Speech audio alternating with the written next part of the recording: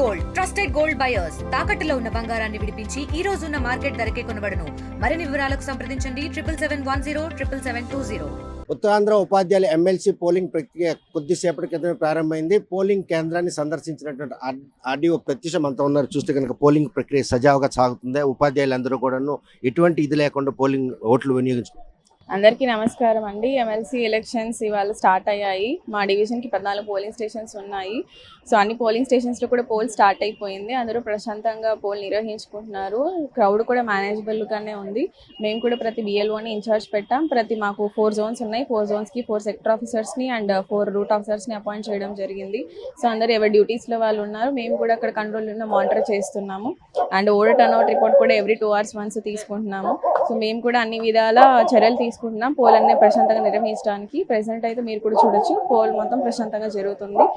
ఉపాధ్యాయులు ఇంటెలెక్చువల్స్ వాళ్ళు ఓటు వినియోగించుకోవడానికి కూడా సార్వత్రిక ఎన్నికల పోలింగ్ కేంద్రం మాదిరిగా పోలీస్ బందోబస్తు పెట్టడానికి కారణం ఏంటి? పోటీ గట్టిగా ఉంది. పోటీ పక్కన పెడితే ఎలక్షన్ కమిషన్ రూల్స్ ప్రకారము ప్రతిదీ జనరల్ ఎలక్షన్ ఎలా చేశారో ఎలక్షన్ కూడా అలా స్ట్రిక్ట్గా నిర్వహించాల్సిందిగా అడిగారు.